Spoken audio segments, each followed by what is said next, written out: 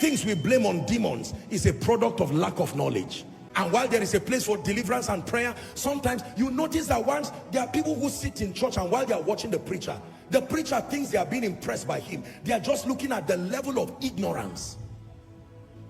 It's almost a cause for people to be successful, because the church becomes a place that threatens their lives, threatens their businesses. Now, please don't find this as an offense. This is just my perspective. I do not believe that a church that consistently meets every day, every single day, there is service maybe during a special program, yes, but every day, service on Sunday, Monday, Tuesday. I'm sorry to say, take this as my opinion. I don't believe such a church will be truly apostolic. You cannot become great that way. If you are having a season where you are raising and training young men, that's fine.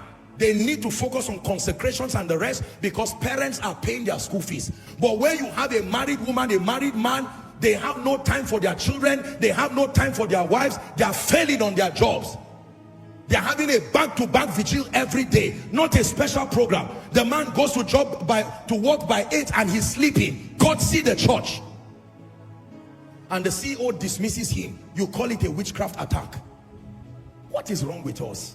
A young man gets up and says, as proof of God's favor upon my life, I've listened to a message called "This Grace, God Favor." I will never apply for a job, and yet you will see the result will come. And many are arrogantly being punished by the inconsistencies that have come from the pulpit. Can I tell you the truth? As ministers of the gospel, we owe God an apology. We owe God an apology for some of the things that we have communicated. I'm not saying this to downplay the church. Do not by any means look down on any man of God or any ministry. We are doing the best we know and hoping that God will help us. That's why I said it is a God-ordained disruption. It is a God-ordained realignment. Can I tell you the truth?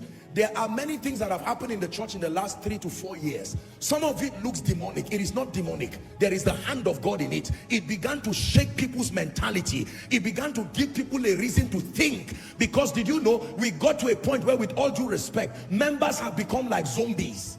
They don't listen again. No matter how stupid a thing is, once it comes from the pulpit, what you hear in response to it is amen. The faith life does not take away your brain.